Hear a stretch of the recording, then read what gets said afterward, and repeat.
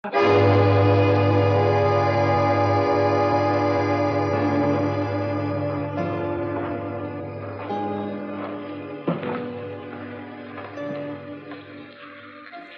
যাচ্ছ? কাটমানি আনতে। কাটমানি?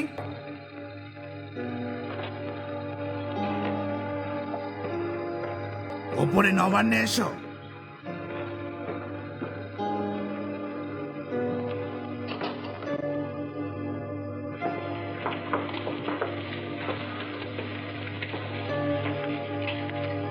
সুটকেসটা রাখো।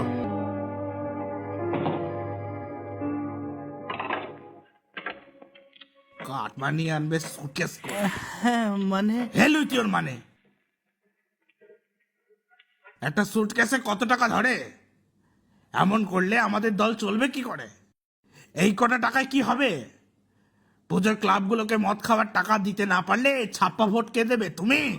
আমি বুঝতে পারিনি ববিদা। নাম নিচ্ছিস কেন রে ইডিয়েট? যুবরাজ এভাবে বলিস না, আমি ছবি এঁকে টাকা নিয়ে আসবো। কে কিনবে ছবি?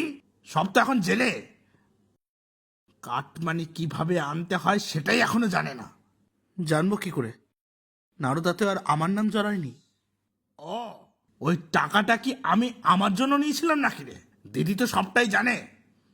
কেস খাওয়ার বেলায় শুধু আমরা কজন, আমি মুখ খুলে কিন্তু অনেকেরই নাম বেরিয়ে আসবে। ছাড় তো অভিষেক, ববির কথা বাদ দে। পুরোহিতদের 1000 টাকা ভাতা দিতে হচ্ছে বলে ওর মাথাটা একটু গরম আছে। তা কাটমানি তুলতে কোথায় যাচ্ছিলে শুনে? আমফানের ত্রাণ থেকে। দারুণ লজ্জার ব্যাপার। ওই কটা টাকায় কি হবে? সামনে ইলেকশন, তাই। তা বলে শুধু আমফান? না না, সরকারি সব প্রকল্প থেকে। ঠিকভাবে টাকা না সরাতে পারলে সবাই তোমার চোর বলবে যুবরাজ। চোর? আমি? হ্যাঁ হ্যাঁ, ঠিকই বলছি।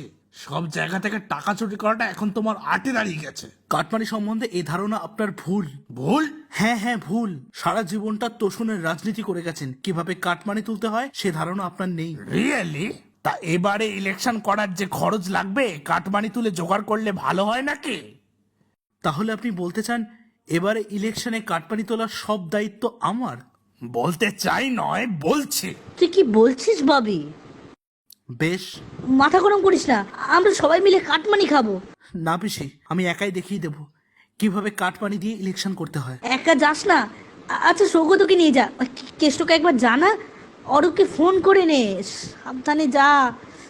দুর্গা দুর্গা।